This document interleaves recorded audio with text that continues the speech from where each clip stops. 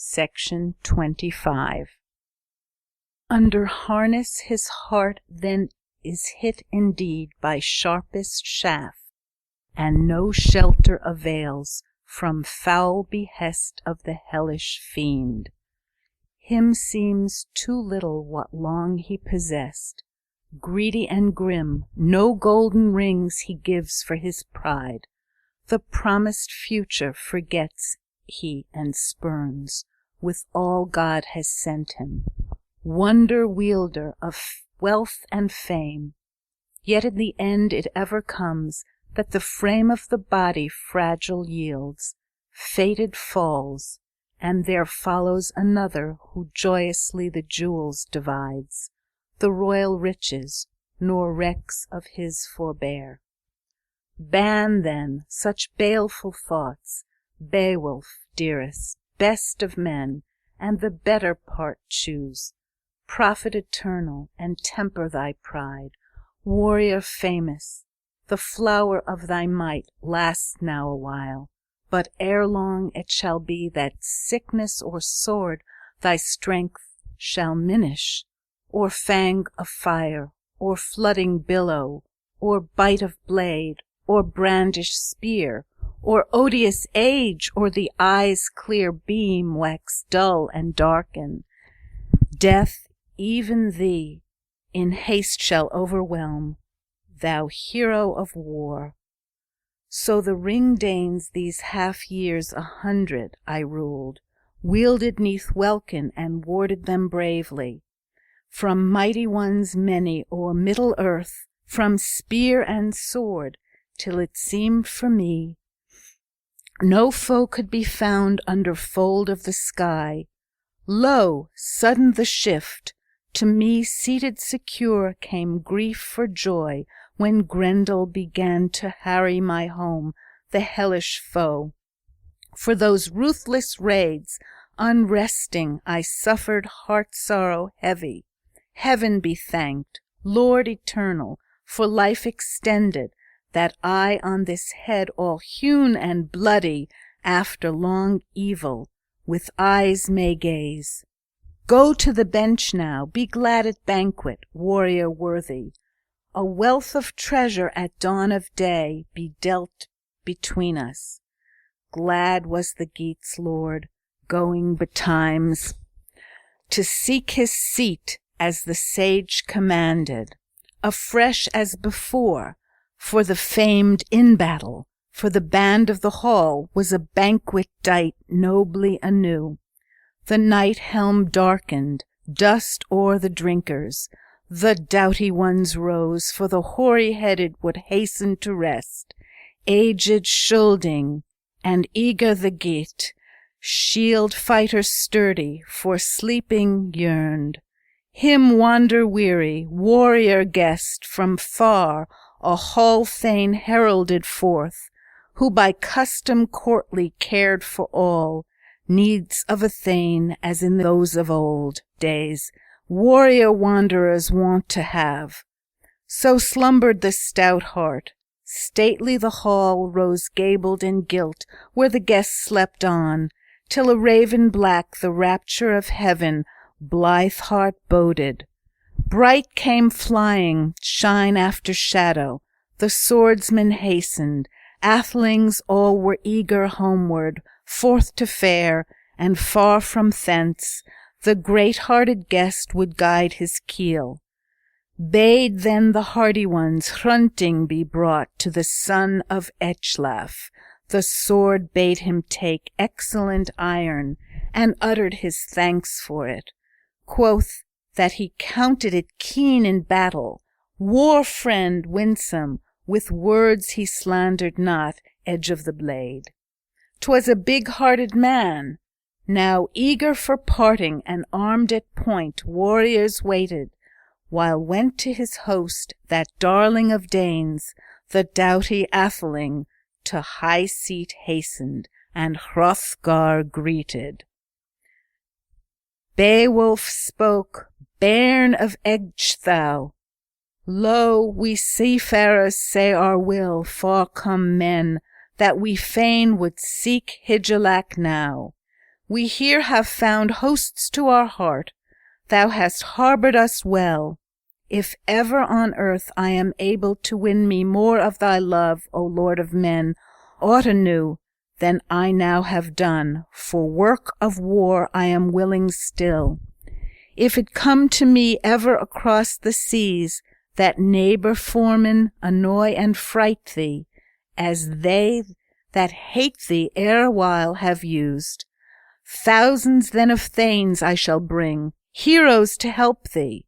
Of Hygelac I know, ward of his folk, that, though few his years, the Lord of the Gates will give me aid by word and by work, that well I may serve thee, wielding the war-wood to win thy triumph, and lending thee might when thou lackest men.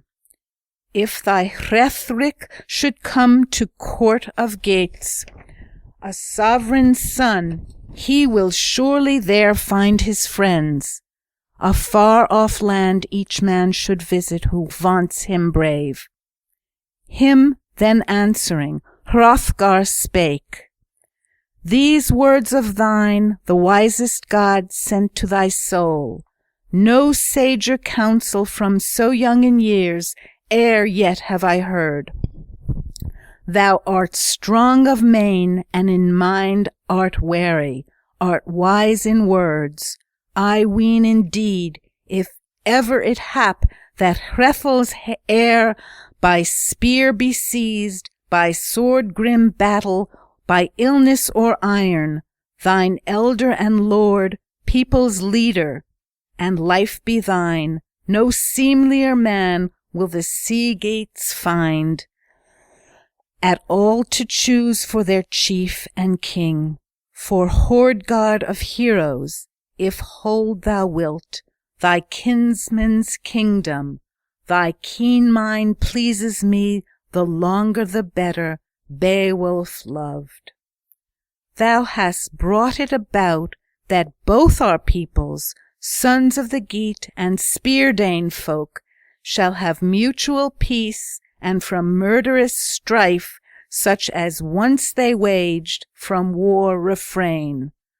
Long as I rule this realm so wide, let our hoards be common, let heroes with gold each other greet o'er the gannet's bath, and the ringed prow bear o'er rolling waves, tokens of love. I trow my landfolk toward friend and foe are firmly joined, and honour they keep in the olden way. To him in the hall then, Halfdane's son gave treasures 12, and the trust of earls bade him fare with the gifts to his folk beloved, hail to his home, and in haste return. Then kissed the king of kin renowned, the Scyldings' chieftain, that choicest thane, and fell on his neck. Fast flowed the tears of the hoary-headed, heavy with winters, he had chances twain, but he clung to this, that each should look on the other again, and hear him in hall.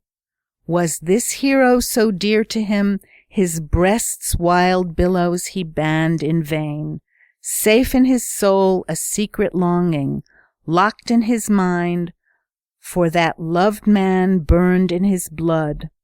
Then Beowulf strode, glad of his gold gifts, the grass plot o'er, warrior blithe, the wave roamer bode, riding at anchor, its owner awaiting.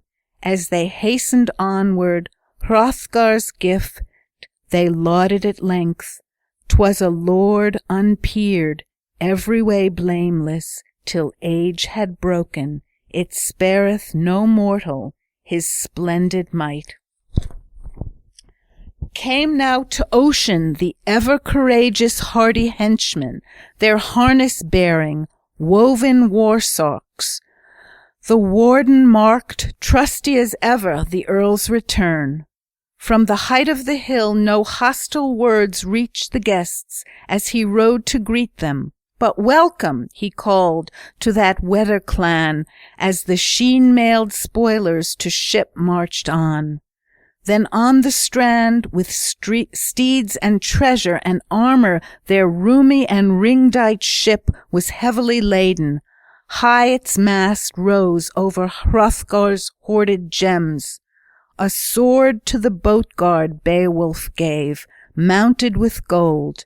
On the mead bench since he was better esteemed, that blade-possessing heirloom old. Their ocean keel boarding, they drove through the deep and Daneland left. A sea-cloth was set, a sail with ropes, firm to the mast. The flood timbers moaned, nor did wind over billows that wave-swimmer blow across from her course. The craft sped on, foam-necked it floated forth o'er the waves, keel firm-bound over briny currents, till they got them sight of the Geatish cliffs, home-known headlands. High the boat, stirred by winds, on the strand updrove. Helpful at haven the harbour guard stood, who long already for loved companions by the water had waited and watched afar. He bound to the beach the broad-bosomed ship with anchor bands, lest ocean billows that trusty timber should tear away. Then Beowulf bade them bear the treasure, gold and jewels. No journey far was it thence to go to the giver of rings. Hygelac Hrethling, at home he dwelt by the sea-wall close. Himself and clan, haughty that house, a hero the king, high the hall, and Hygd, right young, wise and wary, though winters few in those fortress walls she had found a home, Hereth's daughter.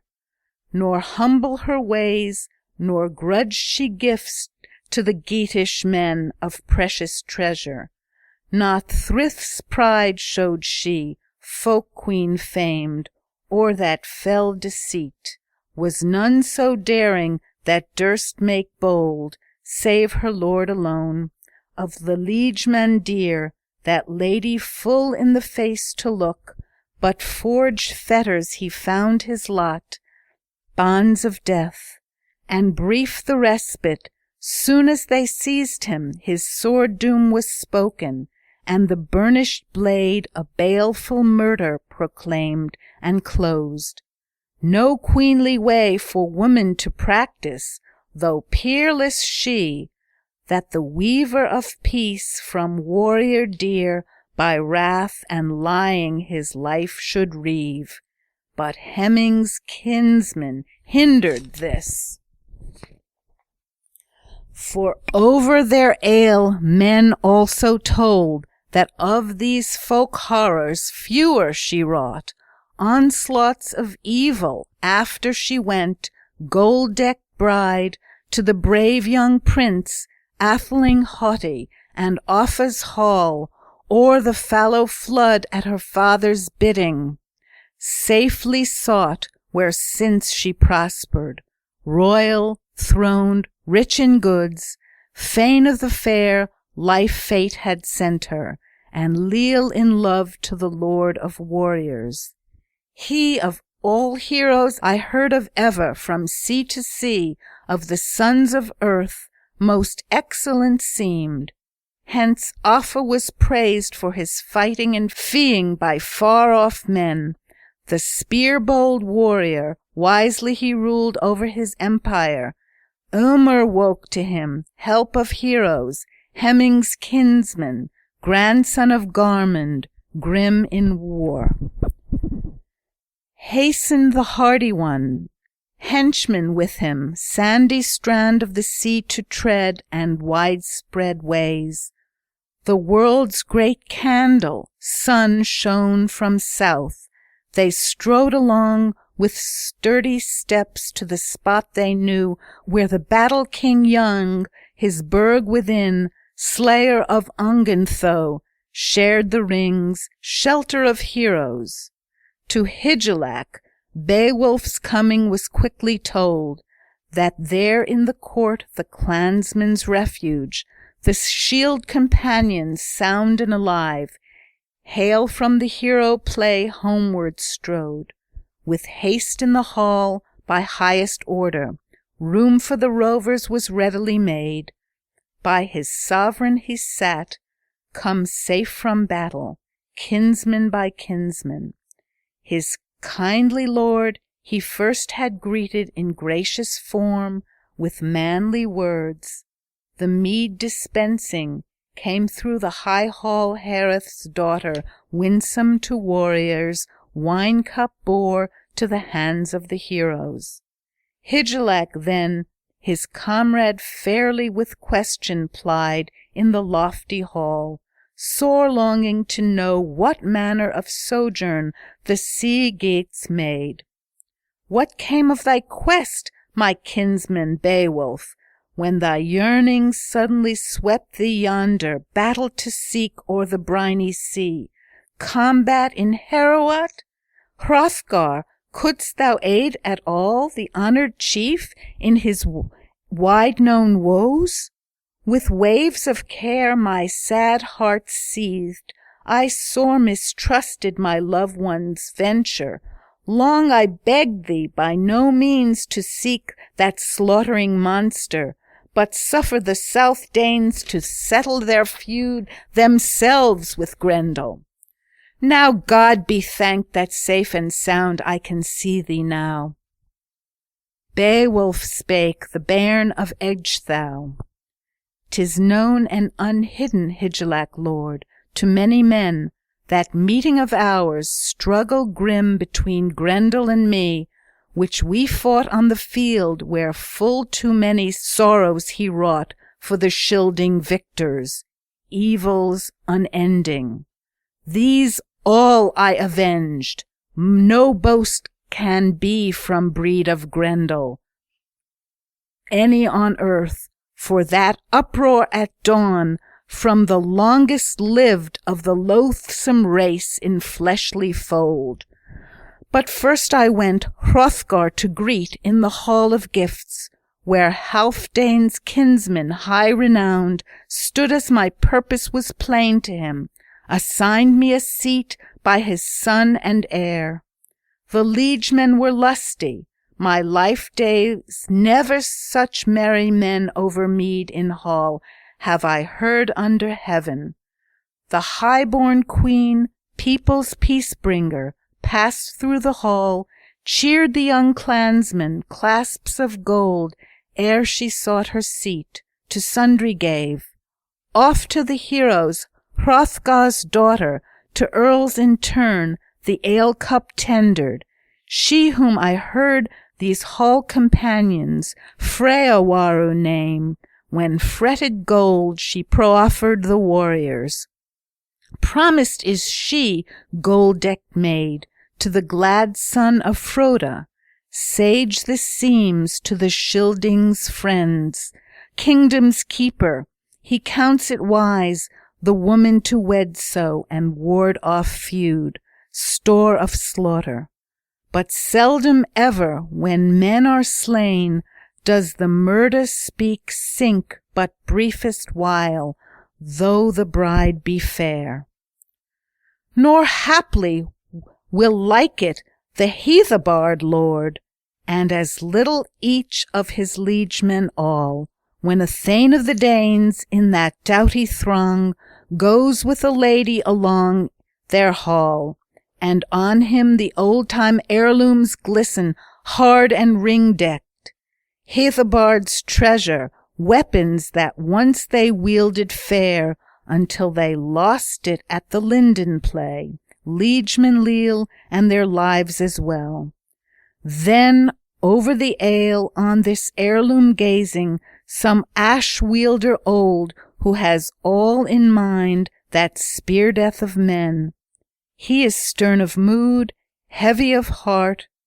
In the hero young tests the temper and tries the soul, and war-hate wakens with words like these. Canst thou not, comrade, ken that sword which to the fray thy father carried in his final feud, 'neath the fighting mask, dearest of blades, when the Danish slew him, and wielded the war-place on Withergild's fall, after havoc of heroes, those hardy Scyldings. Now the son of a certain slaughtering Dane, proud of his treasure, paces this hall, joys in the killing, and carries the jewel that rightfully ought to be owned by thee. Thus he urges and eggs him all the time with keenest words, till occasion offers that Freawaru's thane for his father's deed, after bite of brand in his blood must slumber, losing his life, but that liegeman flies living away for the land he kens. And thus be broken on both their sides oaths of the earls, when Ingeld's breast wells with war-hate and wife-love now, after the care-billows cooler grows. So I hold not high the Heathobard's faith due to the Danes, or their during love and pact of peace. But I pass from that, turning to Grendel, O giver of treasure, and saying in full now how the fight resulted, handfray of heroes, when heaven's jewel had fled o'er far fields, that fierce sprite came, night foe savage, to seek us out, where safe and sound we sentried the hall. To Honshu then was that harassing deadly, his fall there was fated, he first was slain, girded warrior. Grendel on him turned murderous mouth, on our mighty kinsman, and all of the braves' man body devoured.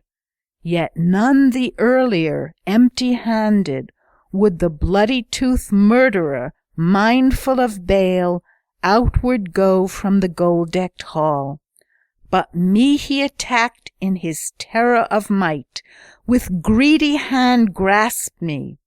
A glove hung by him, wide and wondrous, wound with bands, and in artful wise it was all wrought by devilish craft of dragon skins. Me therein, an innocent man, the fiendish foe was fain to thrust with many another. He might not so, when I all angrily upright stood. 'Twere long to relate how that land-destroyer I paid in kind for his cruel deeds. Yet there, my prince, this people of thine got fame by my fighting. He fled away, and a little space his life preserved. But there stayed behind him his stronger hand, left in Heorot. Heartsick thence, on the floor of the ocean that outcast fell. Me for this struggle the Scyldings' friend paid in plenty with plates of gold, with many a treasure, when morn had come and we all at the banquet board sat down. Then was song and glee, the grey-haired Scylding, much tested, told of the times of yore, whiles the hero his harp bestirred, wood of delight, now lays he chanted of sooth and sadness, or said aright legends of wonder, the wide-hearted king. Or for years of his youth he would yearn at times for strength of old struggles, now stricken with age, hoary hero, his heart surged full, when wise with winters he wailed their flight. Thus in the hall the whole of that day at ease we feasted, till fell o'er earth another night. Anon full ready in greed of vengeance, Grendel's mother set forth all doleful. Dead was her son, through war-hate of wedders, now woman monstrous, with fury fell, a foeman she slew, avenging her offspring. From Asher old, loyal counsellor, life was gone. Nor might they even, when morning broke, those Danish people, their death-done comrade burn with brands, on bale fire lay the man they mourned. Under mountain stream she had carried the corpse with cruel hands. For Hrothgar, that was the heaviest sorrow of all that had laden the lord of his folk. The leader then, by thy life, besought me, sad was his soul, in the sea waves' coil, to play the hero and hazard my being for glory of prowess. My guerdon he pledged. I then in the waters, 'tis widely known, that sea-floor guardian savage found. Hand to hand, there awhile we struggled. Billows welled blood. In the briny hall her head I hewed with a hardy blade from Grendel's mother, and gained my life, though not without danger. My doom was not yet. Then the haven of heroes, Halfdane's son, gave me in guerdon great gifts of price. So held this king to the customs old, that I wanted for naught in the wage I gained. The meed of my might, he made me gifts, Halfdane's heir, for my own disposal. Now to thee, my prince, I proffer them all, gladly give them. Thy grace alone can find me favour. Few indeed have I of kinsmen, save Hygelac, thee. Then he bade them bear him the boar-head standard, in battle-helm high, and breastplate grey, the splendid sword. Then spake in form, me this war-gear the wise old prince Hrothgar gave, and his hest he added, that its story be straightway said to thee. A while it was held by Heregar king, for long time lord of the land of Scyldings, yet not to his son the sovereign left it, to daring Hereward, dear as he was to him, his harness of battle. Well hold thou it all. And I heard that soon passed o'er the path of this treasure, all apple fallow, 4 good steeds, each like the others, arms and horses, he gave to the king.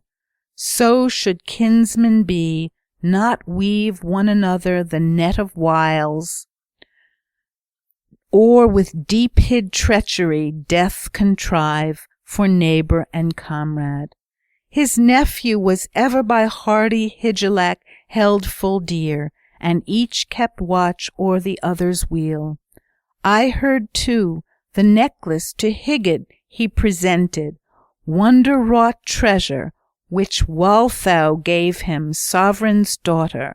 3 steeds he added, slender and saddle-gay. Since such gift the gem gleamed bright on the breast of the queen.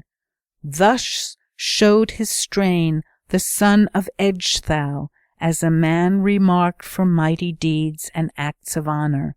At ale he slew not comrade or kin, nor cruel his mood, though of sons of earth his strength was greatest, a glorious gift that God had sent the splendid leader.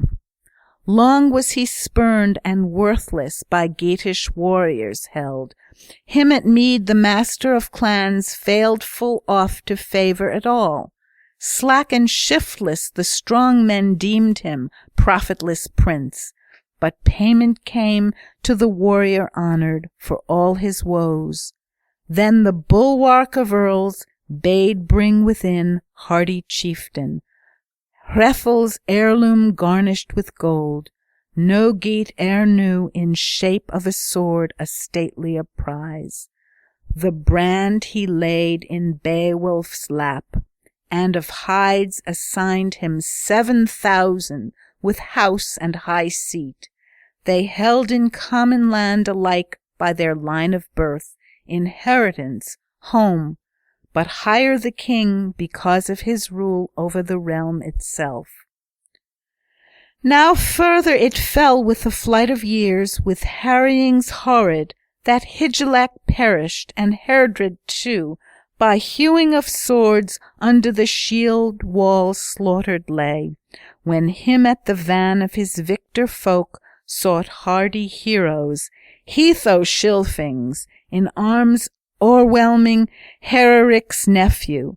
Then Beowulf came as king this broad realm to wield, and he ruled it well 50 winters, a wise old prince warding his land, until one began, in the dark of night, a dragon to rage. In the grave on the hill a hoard it guarded. In the stone barrow steep a straight path reached it unknown to mortals. Some man, however, came by chance that cave within to the heathen hoard. In hand he took a golden goblet, nor gave he it back, stole with it away, while the watcher slept, by thievish wiles, for the warden's wrath prince and people must pay betimes. End of section 29. Section 7. That way he went with no will of his own, in danger of life, to the dragon's hoard, but for pressure of peril, some prince's thane. He fled in fear the fatal scourge, seeking shelter, a sinful man, and entered in. At the awful sight tottered that guest, and terror seized him. Yet the wretched fugitive rallied anon from fright and fear ere he fled away, and took the cup from that treasure hoard. Of such, besides, there was store enough, heirlooms old, the earth below, which some earl forgotten in ancient years left the last of his lofty race, heedfully there had hidden away dearest treasure. For death of yore had hurried all hence, and he alone left to live, the last of the clan, weeping his friends, yet wished to bide warding the treasure, his one delight, though brief his respite. The barrow, new ready, to strand and sea waves stood anear, hard by the headland, hidden and closed. There laid within it his lordly heirlooms, and heaped hoard of heavy gold that warden of rings. Few words he spake. Now hold thou earth, since heroes may not, what earls have owned. Lo, erst from thee brave men brought it, but battle death seized, and cruel killing my clansmen all, robbed them of life and a liegeman's joys. None have I left to lift the sword, or to cleanse the carven cup of price, beaker bright. My brave are gone, and the helmet hard, all haughty with gold, shall part from its plating. Polishers sleep who could brighten and burnish the battle mask, and those weeds of war that were wont to brave over bicker of shields the bite of steel rust with their bearer. The ringed mail fares not far with famous chieftain at side of hero. No harp's delight, no gleewood's gladness, no good hawk now flies through the hall, nor horses fleet stamp in the burgstead. Battle and death, the flower of my race, have reft away. Mournful of mood, thus he moaned his woe, alone for them all, and unblithe wept by day and by night, till death's fell wave o'erwhelmed his heart. His hoard of bliss, that old ill-doer open found, who, blazing at twilight, the barrows haunteth. Naked foe-dragon flying by night, folded in fire. The folk of earth dread him sore. 'Tis his doom to seek hoard in the graves, and heathen gold to watch, many-wintered. Nor wins he thereby. Powerful this plague of the people, thus held the house of the hoard in earth 300 winters, till one aroused wrath in his breast, to the ruler bearing that costly cup, and the king implored for bond of peace. So the barrow was plundered, borne off was booty. His boon was granted that wretched man, and his ruler saw first time what was fashioned in far-off days. When the dragon awoke, new woe was kindled. O'er the stone he snuffed, the stark heart found footprint of foe, who so far had gone in his hidden craft by the creature's head. So may the undoomed easily flee evils and exile, if only he gain the grace of the wielder.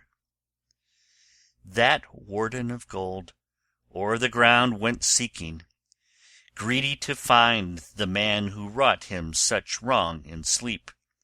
Savage and burning, the barrow he circled all without, nor was any there, none in the waste. Yet war he desired, was eager for battle. The barrow he entered, sought the cup, and discovered soon that some one of the mortals had searched his treasure, his lordly gold. The guardian waited, ill enduring, till evening came.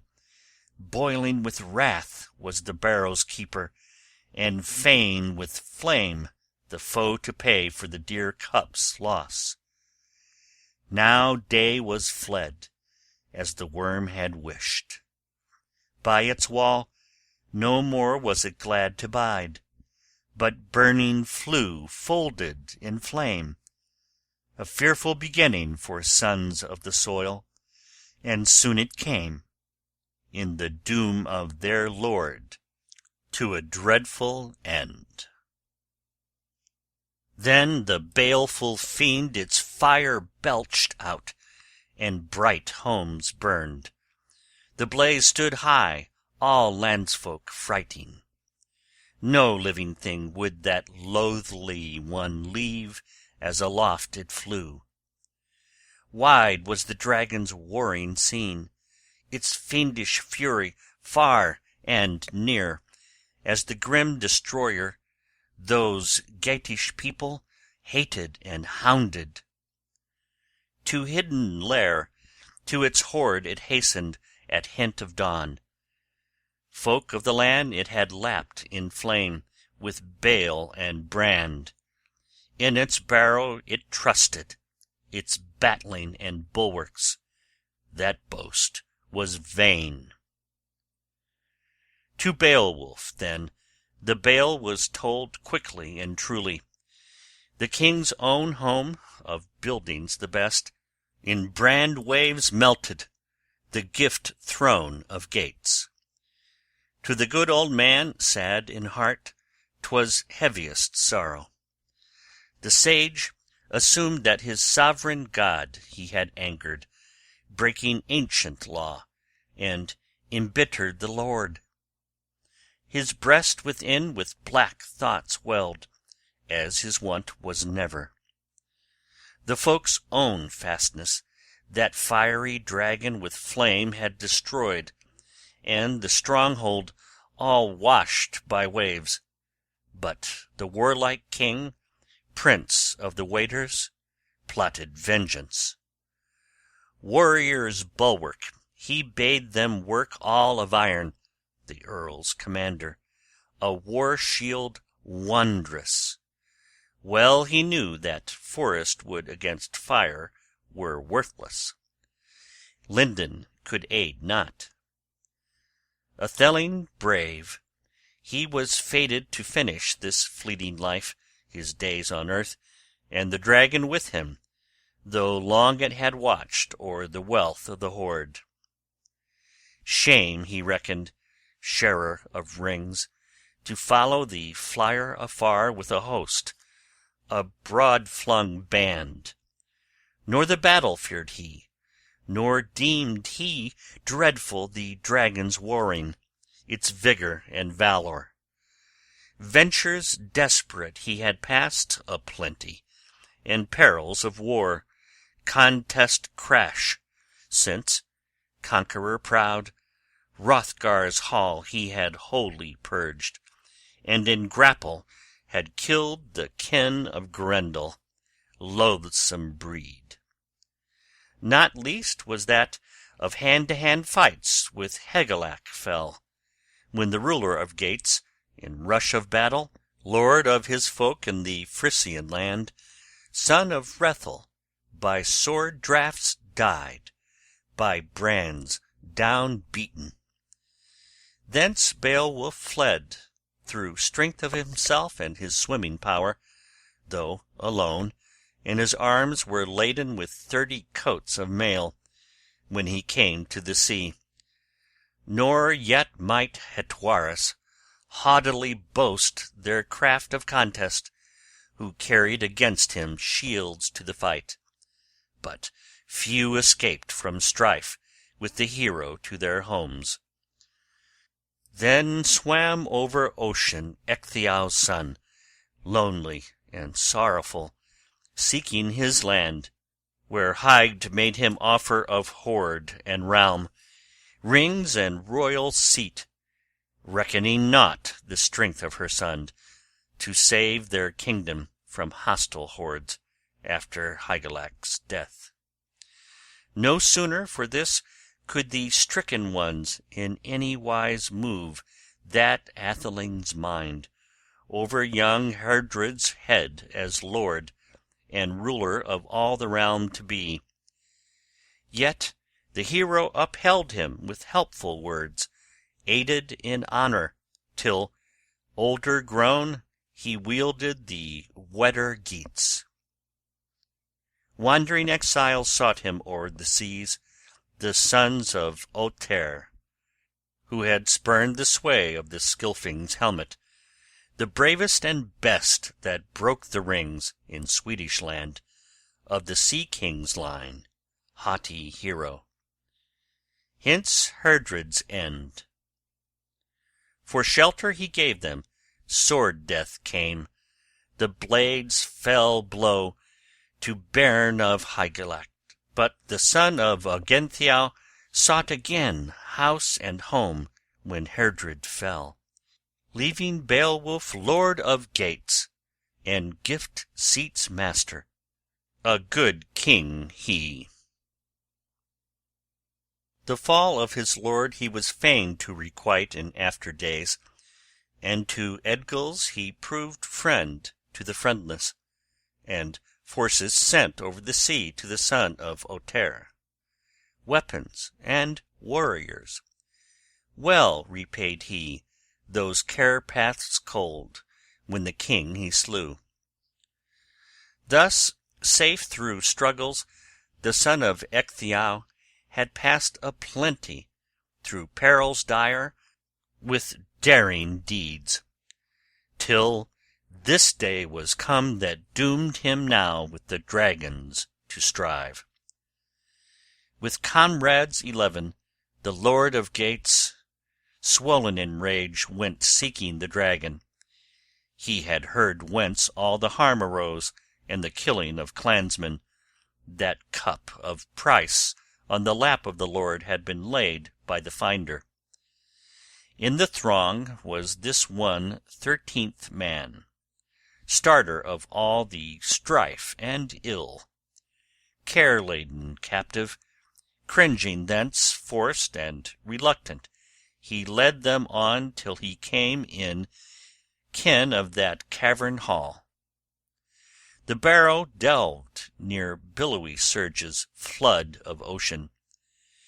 Within 'twas full of wire gold and jewels, a jealous warden, warrior trusty, the treasures held, lurked in his lair.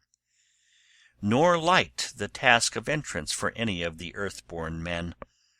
Sat on the headland the hero king, spake words of hail to his hearth companions, gold friend of Geats. All gloomy his soul, wavering, death-bound. Weird full nigh ready stood to greet the gray-haired man, to seize his soul-hoard, sunder apart life and body. Not long would be the warrior spirit enwound with flesh. Beowulf spake, the bairn of Ecgtheow. Through store of struggles I strove in youth, mighty feuds, I mind them all. I was 7 years old when the Sovereign of Rings, friend of his folk, from my father took me, had me, and held me, Hrethel the king, with food and fee, faithful in kinship. Ne'er while I lived there he loathlier found me, bairn in the burg, than his birthright sons Herbeld and Haethcyn and Hygelac mine. For the eldest of these, by unmeet chance, by kinsman's deed, was the death-bed strewn, when Haethcyn killed him with horny bow, his own dear liege laid low with an arrow, missed the mark, and his mate shot down, one brother the other, with bloody shaft. A feeless fight, and a fearful sin, horror to Hrethel. Yet, hard as it was, unavenged must the atheling die. Too awful it is for an aged man to bide and bear that his bairn so young rides on the gallows. A rhyme he makes, sorrow-song for his son there hanging as rapture of ravens. No rescue now can come from the old disabled man. Still is he minded, as his morning breaks, of the heir gone elsewhere. Another he hopes not he will bide to see his burg within, as ward for his wealth, now the one has found doom of death that the deed incurred. Forlorn he looks on the lodge of his son, wine-hall, waste, and wind-swept chambers reft of revel. The rider sleepeth, the hero far hidden. No harp resounds, in the courts no wassail, as once was heard. Then he goes to his chamber, a grief-song chants alone for his lost. Too large all seems, homestead and house. So the helmet of Weders hid in his heart for Herebeald waves of woe. No way could he take to avenge on the slayer slaughter so foul, nor e'en could he harass that hero at all with loathing deed, though he loved him not. And so, for the sorrow his soul endured, men's gladness he gave up, and God's light chose. Lands and cities he left his sons, as the wealthy do, when he went from earth. There was strife and struggle twixt Swede and Geat over the width of waters. War arose, hard battle horror, when Hrethel died, and Ongentheow's offspring grew strife-keen, bold, nor brooked o'er the seas pact of peace, but pushed their boats to harass in hatred Rosnaborth. Men of my folk for that feud had vengeance, for woeful war 'tis widely known, though one of them bought it with blood of his own heart, a bargain hard, for Hethson proved fatal that fray for the first of Geats. At morn, I heard, was the murderer killed by kinsman for kinsman, with clash of sword, when Ongentheow met Eofor there. Wide split the war-helm, wan he fell hoary Scylfing. The hand that smote him of feud was mindful, nor flinched from the death blow. For all that he gave me, my gleaming sword repaid him at war. Such power I wielded, for lordly treasure. With land he entrusted me, homestead and house. He had no need from Swedish realm, or from Spear-Dane folk, or from the men of gifts, to get him help, some warrior worse for wage to buy. Ever I fought in the front of all, soul to the fore, and so shall I fight while I bide in life, and this blade shall last that early and late hath loyal proved, since for my doughtiness Dagfrin fell, slain by my hand, the Hugas champion, nor fared he thence to the Frisian king with the booty back, and breast adornments, but, slain in struggle, that standard-bearer fell, atheling brave. Not with blade was he slain, but his bones were broken by brawny gripe, his heart-waves stifled. The sword-edge now, hard blade, and my hand, for the horde shall strive. Beowulf spake, and a battle vow made his last of all. I have lived through many wars in my youth. Now, once again, old folk defender, feud will I seek, do doughty deeds, if the dark destroyer forth from his cavern come to fight me. Then hailed he the helmeted heroes all, for the last time greeting his liegemen dear, comrades of war. I should carry no weapon, nor sword to the serpent, if sure I knew how, with such enemy, else my vows I could gain as I did in Grendel's day. But fire in this fight I must fear me now, and poisonous breath, so I bring with me breastplate and board. From the barrow's keeper no foot-breadth flee I. One fight shall end our war by the wall, as weird a Lot's, all mankind's master. My mood is bold, but forbears to boast o'er this battling flyer. Now, abide by the barrow, ye breastplate mailed, ye heroes in harness. Which of us twain better from the battle-rush bear his wounds? Wait ye the finish. The fight is not yours, nor meet for any but me alone, to measure might with this monster here and play the hero.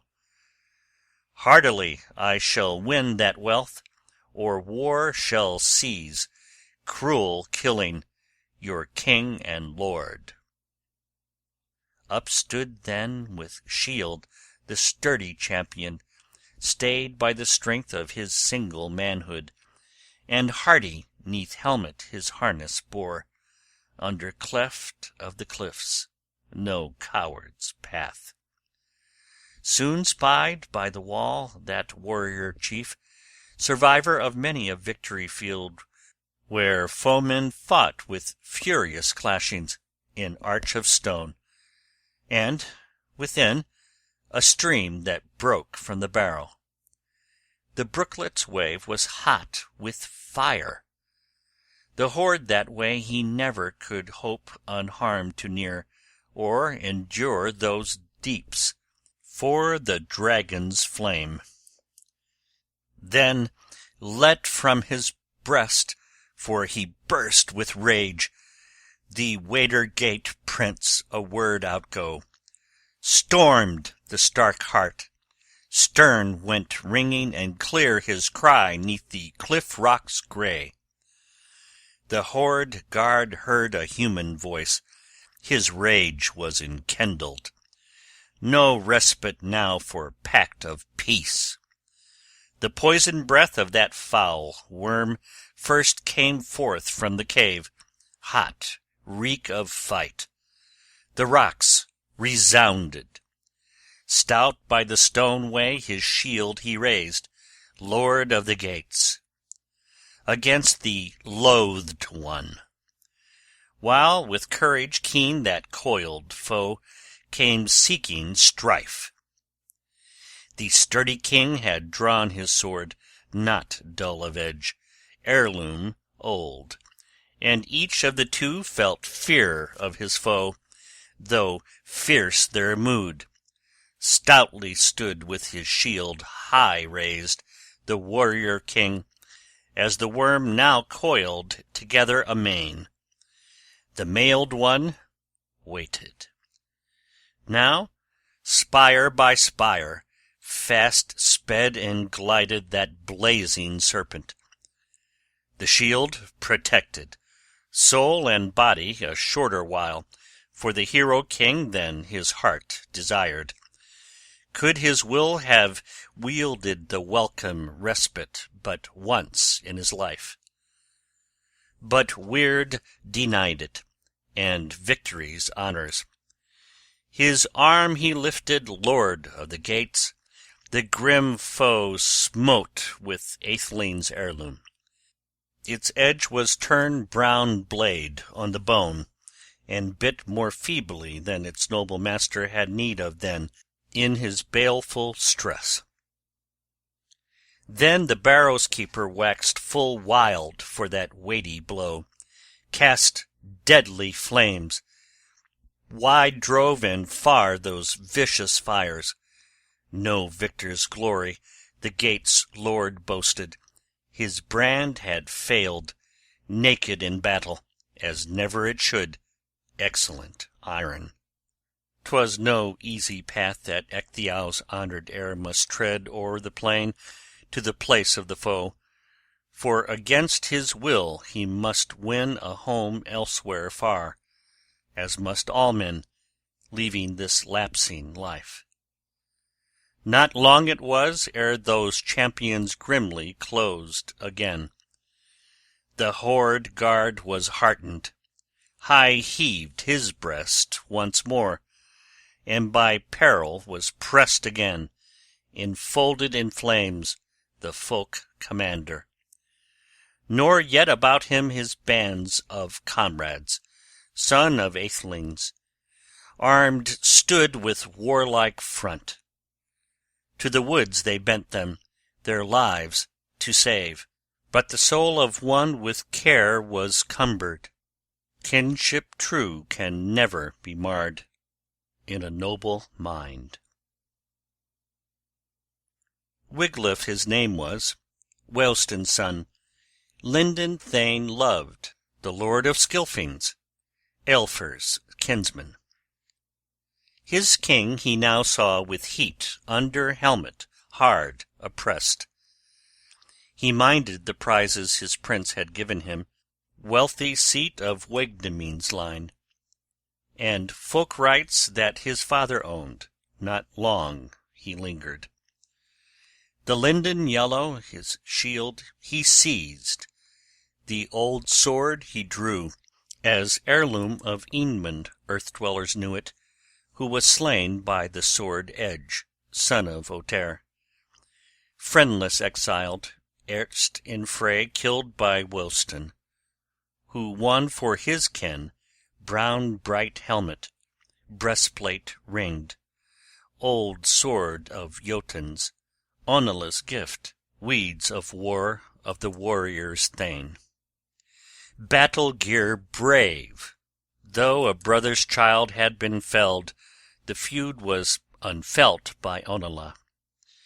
For winters this war gear Weohstan kept, breastplate and board, till his bairn had grown earlship to earn as the old sire did.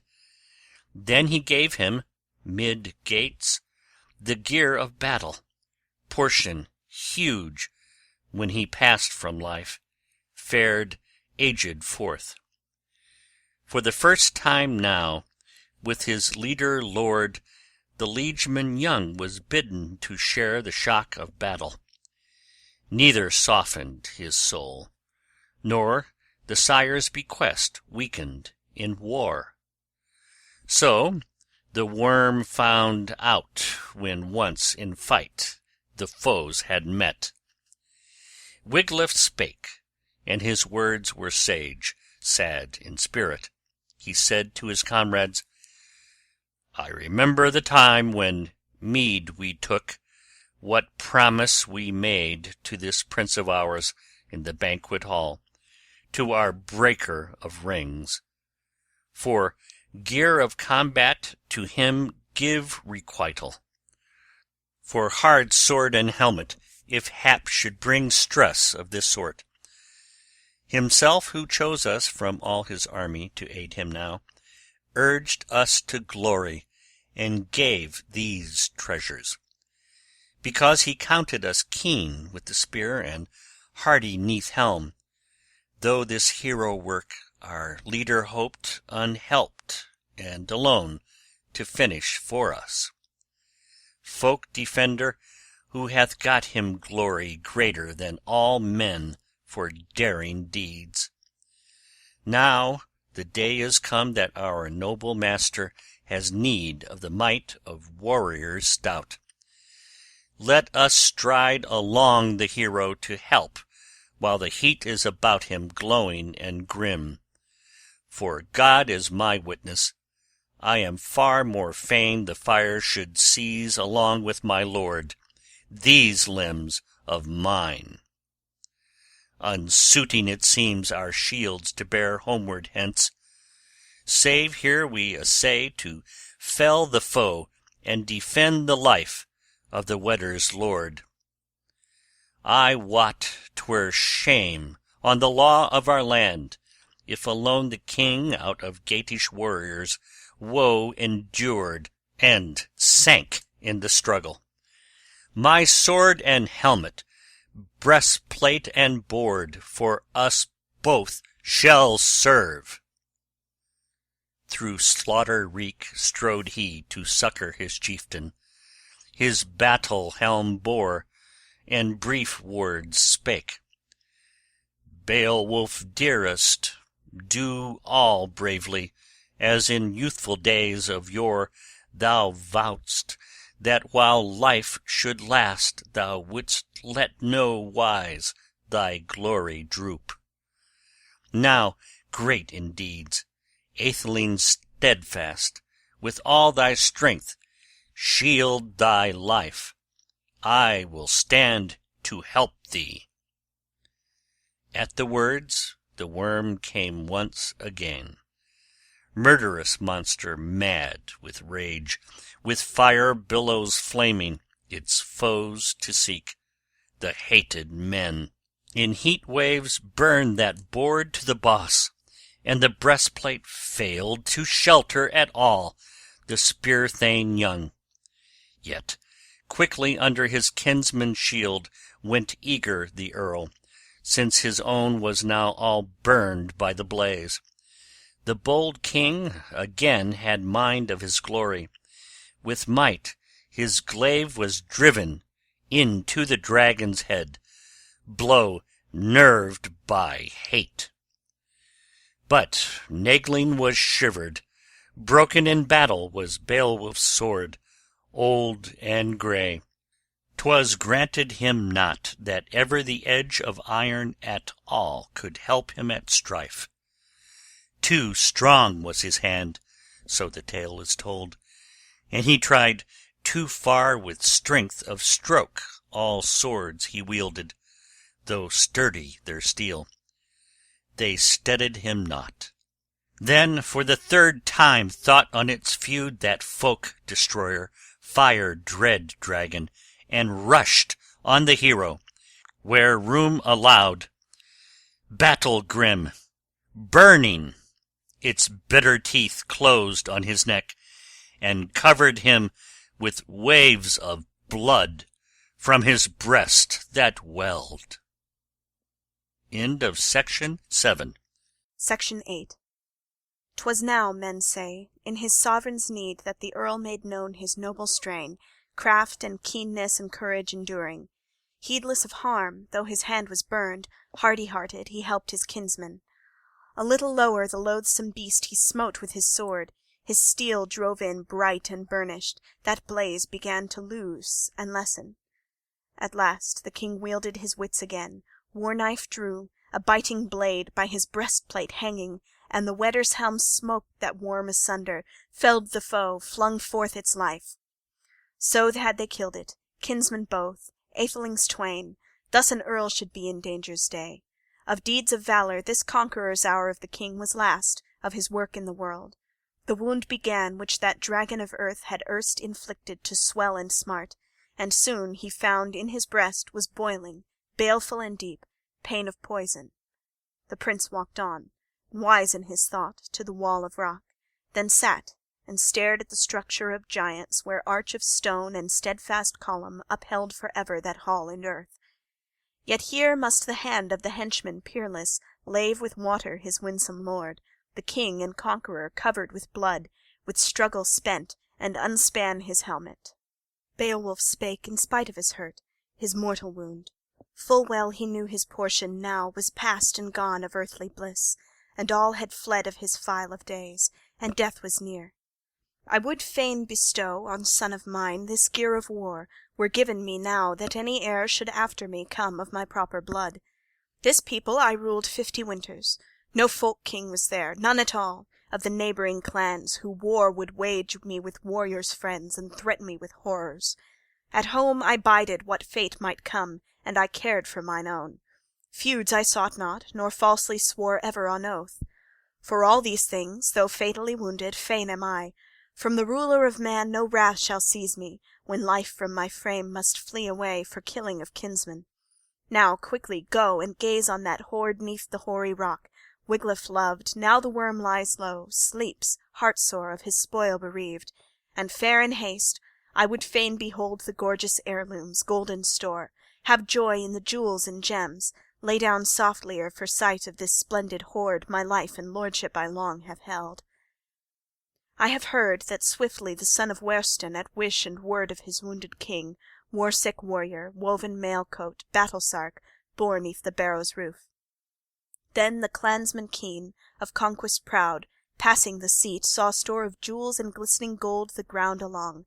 By the wall were marvels, and many a vessel in the den of the dragon, the dawn-flyer old, unburnished bowls of bygone men reft of richness, rusty helms of the olden age, and arm-rings many wondrously woven.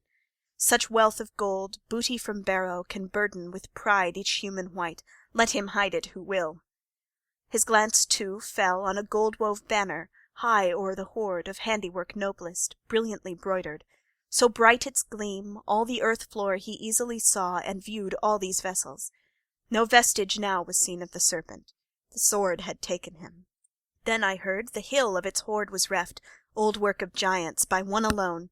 He burdened his bosom with beakers and plate at his own good will, and the ensign took, brightest of beacons. The blade of his lord, its edge was iron, had injured deep one that had guarded the golden hoard many a year, and its murder fires spread hot round the barrow in horror billows at midnight hour, till it met its doom. Hastened the herald, the hoard so spurred him his track to retrace. He was troubled by doubt, high-souled hero, if haply he'd find alive where he left him the lord of waiters, weakening fast by the wall of the cave. So he carried the load. His lord and king he found all bleeding, famous chief at the lapse of life. The liegeman again plashed him with water, till point of word broke through the breast-hoard. Beowulf spake, sage and sad, as he stared at the gold. For the gold and treasure, to God my thanks, to the wielder of wonders, with words I say, For what I behold to heaven's Lord, for the grace that I give such gifts to my folk or ever the day of my death be run.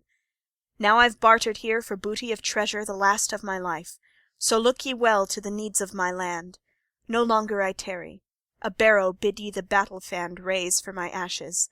'Twill shine by the shore of the flood, to folk of mine memorial fair on Hrone's headland high uplifted, that ocean-wanderers oft may hail Beowulf's barrow, as back from far they drive their keels over the darkling wave. From his neck he unclasped the collar of gold, valorous king, to his vassal gave it with bright gold helmet, breastplate, and ring to the youthful thane, bade him use them in joy. Thou art end and remnant of all our race the Wagmunding name, for word hath swept them, all my line, to the land of doom, earls in their glory. I after them go. This word was the last which the wise old man harboured in heart ere hot death-waves of balefire he chose. From his bosom fled his soul to seek the saints' reward. It was heavy hap for that hero young on his lord beloved to look, and find him lying on earth with life at end. Sorrowful sight. But the slayer too, awful earth-dragon, empty of breath, lay felled in fight, nor fain of its treasure could the writhing monster rule it more. For edges of iron had ended its days, hard and battle-sharp, hammers leaving, and that flyer afar had fallen to the ground, hushed by its hurt, its hoard all near, no longer lusty aloft to whirl at midnight, making its merriment scene, proud of its prizes. Prone it sank by the handiwork of the hero-king. Forsooth, among folk but few achieve, though sturdy and strong, as stories tell me, and never so daring in deed of valour, the perilous breath of a poisoned foe to brave, and to rush on the ring-board hall, whenever his watch the warden keeps bold in the barrow. Beowulf paid the price of death for that precious hoard, and each of the foes had found the end of this fleeting life. Befell ere long, that the laggards in war the wood had left, troth-breakers, cowards, 10 together, fearing before to flourish a spear in the sore distress of their sovereign lord. Now in their shame their shields they carried, armour of fight, where the old man lay, and they gazed on Wiglaf. Wearied he sat at his sovereign's shoulder, shieldsman good, to wake him with water. Nowise it availed. Though well he wished it, in world no more could he barrier life for that leader of battles, nor baffle the will of all-wielding God. Doom of the Lord was law o'er the deeds of every man, as it is today. Grim was the answer, easy to get from the youth for those that had yielded to fear. Wiglaf spoke, the son of Weohstan, mournful he looked on those men unloved. Who sooth will speak, can say indeed that the ruler who gave you golden rings and the harness of war in which you stand, for he at ale-bench oftentimes bestowed on hall-folk helm and breastplate, lord to liegemen the likeliest gear which near or far he could find to give, threw away and wasted these weeds of battle on men who failed when the foeman came. Not at all could the king of his comrades in arms venture to vaunt, though the victory-wielder, God gave him grace that he got revenge sole with his sword in stress and need. To rescue his life 'twas little that I could serve him in struggle, yet shift I made, hopeless it seemed, to help my kinsman. Its strength ever waned when with weapon I struck that fatal foe, and the fire less strongly flowed from its head. Too few the heroes in throe of contest that thronged to our king.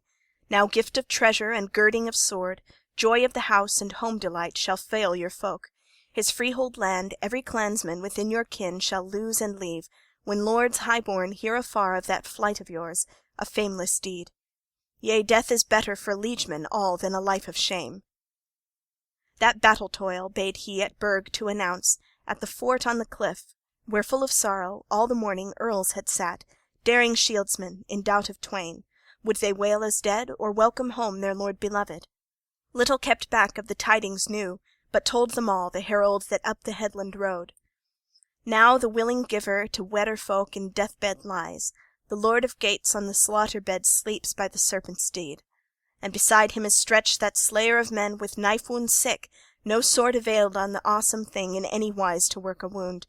There Wiglaf sitteth, Weohstan's bairn by Beowulf's side, the living earl by the other dead, and heavy of heart a head-watch keeps o'er friend and foe. Now our folk may look for waging of war when once unhidden to Frisian and Frank the fall of the king is spread afar. The strife began when hot on the Hugas Hygelac fell, and fared with his fleet to the Frisian land.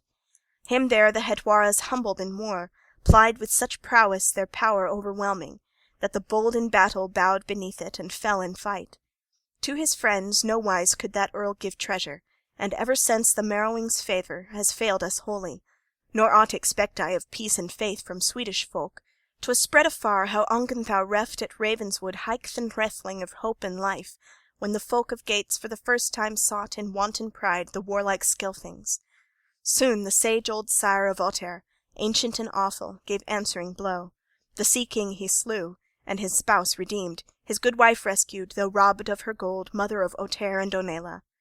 Then he followed his foes, who fled before him, sore beset, and stole their way, bereft of a ruler, to Ravenswood. With his host he besieged there what swords had left, the weary and wounded. Woes he threatened the whole night through to that hard-pressed throng. Some with the morrow his sword should kill, some should go to the gallows tree for rapture of ravens. But rescue came with dawn of day for those desperate men, when they heard the horn of Hygelac sound, tones of his trumpet. The trusty king had followed their trail with faithful band. The bloody swath of Swedes and Geats, and the storm of their strife were seen afar, how folk against folk the fight had wakened. The ancient king with his atheling band sought his citadel, sorrowing much. Ongentheow earl went up to his burg. He had tested Hygelac's hardihood, the proud one's prowess, would prove it no longer, defied no more those fighting wanderers, nor hoped from the seamen to save his hoard, his bairn, and his bride. So he bent him again, old, to his earth-walls. Yet after him came with slaughter for Swedes the standards of Hygelac over peaceful plains in pride advancing, till Hrethelings fought in the fenced town. Then Ongentheow with edge of sword, the hoary-bearded, was held at bay, and the folk-king there was forced to suffer Eofor's anger. In ire, at the king Wulf Wonreding with weapon struck, and the chieftain's blood for that blow in streams flowed neath his hair.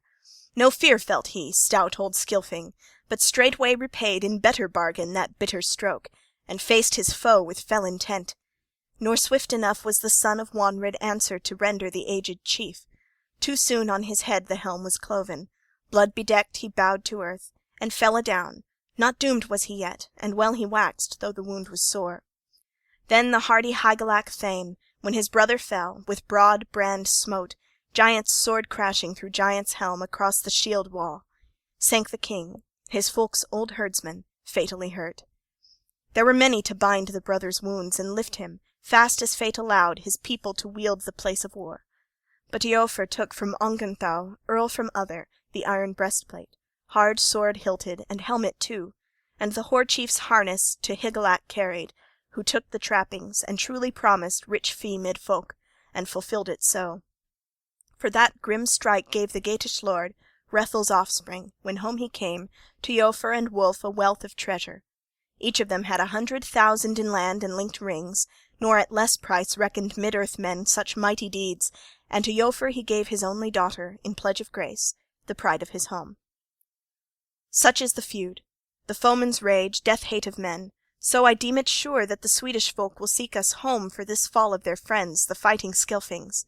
When once they learn that our warrior leader lifeless lies, who land and hoard ever defended from all his foes, furthered his folk's will, finished his course a hardy hero. Now haste is best that we go to gaze on our Geatish lord, and bear the bountiful breaker of rings to the funeral pyre. No fragments merely shall burn with the warrior. Wealth of jewels, gold untold and gained in terror, treasure at last with his life obtained. All of that booty the brands shall take, fire shall eat it. No earl must carry memorial jewel, no maiden fair shall wreathe her neck with noble ring. Nay, sad in spirit and shorn of her gold, oft shall she pass o'er paths of exile, now our lord all laughter has laid aside, all mirth and revel. Many a spear, morning cold, shall be clasped amain, lifted aloft, nor shall lilt of harp those warriors wake, but the wan-hued raven, fain o'er the fallen, his feast shall praise, and boast to the eagle how bravely he ate when he and the wolf were wasting the slain. So he told his sorrowful tidings, and little he lied, the loyal man, of word or of work. The warriors rose. Sad, they climbed to the cliff of eagles, went welling with tears the wonder to view. Found on the sand there, stretched at rest, their lifeless lord, who had lavished rings of old upon them. Ending day had dawned on the doughty one. Death had seized in woeful slaughter the Weders' king. There saw they, besides, the strangest being, loathsome, lying their leader near, prone on the field. The fiery dragon, fearful fiend, with flame was scorched. Reckoned by feet, it was 50 measures in length as it lay. Aloft erewhile it had revelled by night, and anon came back, seeking its den. Now in death's sure clutch it had come to the end of its earth-hall joys. By it there stood the stoups and jars, dishes lay there, and dear-decked swords eaten with rust, as on earth's lap resting, 1,000 winters they waited there. For all that heritage huge, that gold of bygone men, was bound by a spell, so the treasure-hall could be touched by none of humankind, save that heaven's king, God himself, might give whom he would, helper of heroes, the hoard to open, even such a man as it seemed to him meet. Perilous path it proved. He trod who heinously hid that hall within, wealth under wall. Its watcher had killed one of a few, and the feud was avenged in woeful fashion. Wondrous seems it what manner a man of might and valour oft ends his life, when the earl no longer in mead-hall may live with loving friends. So Beowulf, when that barrow's warden he sought, and the struggle, himself knew not in what wise he should wend from the world at last. For princes potent, who placed the gold with a curse to doomsday, covered it deep, so that marked with sin the man should be, hedged with horrors, in hell-bounds fast, racked with plagues, who should rob their hoard. Yet no greed for gold, but the grace of heaven, ever had the king kept in view. Wiglaf spoke, the son of Weohstan. At the mandate of one, oft warriors many sorrow may suffer, and so must we. The people's shepherd showed not aught of care for our counsel, king beloved. That guardian of gold he should grapple not, urged we, but let him lie where he long had been, in his earth's hall, waiting at the end of the world, the hest of heaven. This hoard is ours, but grievously gotten. Too grim the fate which thither carried our king and lord. I was within there, and all I viewed, the chambered treasure, when chance allowed me, and my path was made, in no pleasant wise, under the earth-wall. Eager, I seized such heap from the hoard as hands could bear, and hurriedly carried it hither back to my liege and lord. Alive he was still wielding his wits. The wise old man spake much in his sorrow, and sent you greetings, and bade that ye build, when he breathed no more, on the place of his balefire, a barrow high, memorial mighty. Of men was he worthiest warrior wide earth over, the while he had joy of his jewels and burg. Let us set out in haste now, the second time, to see and search this store of treasure, these wall-hid wonders. The way I show you, where gathered near ye may gaze your fill at broad-gold and rings. Let the bier, soon made, be all in order when out we come, our king and captain to carry thither, man beloved, where long he shall bide safe in the shelter of sovereign God. Then the bairn of Weohstan bade command, hardy chief, to heroes many that owned their homesteads, hither to bring firewood from far, or the folk they ruled, for the famed one's funeral. Fire shall devour, and wan flames feed on the fearless warrior who oft stood stout in the iron shower, when sped from string a storm of arrows shot o'er the shield-wall. The shaft held firm, featly feathered, followed the barb. And now the sage young son of Weohstan 7 chose of the chieftain's thanes, the best he found that band within, and went with these warriors, one of 8, under hostile roof. In hand one bore a lighted torch, and led the way. No lots they cast for keeping the hoard when once the warriors saw it in hall, altogether without a guardian, lying there lost. And little they mourned when they had hastily haled it out, dear-bought treasure. The dragon they cast, the worm, o'er the wall for the wave to take, and surges swallowed that shepherd of gems. Then the woven gold on a wain was laden, countless quite, and the king was borne, hoary hero, to Hronesnest. Then fashioned for him the folk of Geats, firm on the earth, a funeral pile, and hung it with helmets and harness of war, and breastplates bright, as the boon he asked. And they laid it amid the mighty chieftain, heroes mourning their master dear. Then on the hill, that hugest of balefires, the warriors wakened. Wood smoke rose black over blaze, and blent was the roar of flame with weeping. The wind was still, till the fire had broken the frame of bones, hot at the heart. In heavy mood their misery moaned they, their master's death. Wailing her woe, the widow old, her hair upbound, for Beowulf's death sung in her sorrow, and said full oft she dreaded the doleful days to come, death's enow and doom of battle and shame. The smoke by the sky was devoured. The folk of the Weders fashioned there on the headland a barrow broad and high, by ocean-farers descried. In 10 days' time their toil had raised it, the battle-braves' beacon. Round brands of the pyre a wall they built, the worthiest ever that wit could prompt in their wisest men. They placed in the barrow that precious booty, the rounds and the rings they had reft erewhile, hardy heroes, from hoard in cave, trusting the ground with treasure of earls, gold in the earth, wherever it lies useless to men, as of yore it was. Then about that barrow the battle-keen rode, atheling born, a band of 12, lament to make, to mourn their king, chant their dirge, and their chieftain honour. They praised his earlship, his acts of prowess worthily witnessed. And well it is that men their master-friend mightily laud, heartily love, when hence he goes from life in the body forlorn away. Thus made their mourning the men of Geatland, for their hero's passing his hearth-companions, quoth that of all the kings of earth, of men he was mildest and most beloved, to his kin the kindest, keenest for praise. End of Section 8. End of Beowulf, translated by Francis Barton Gummere.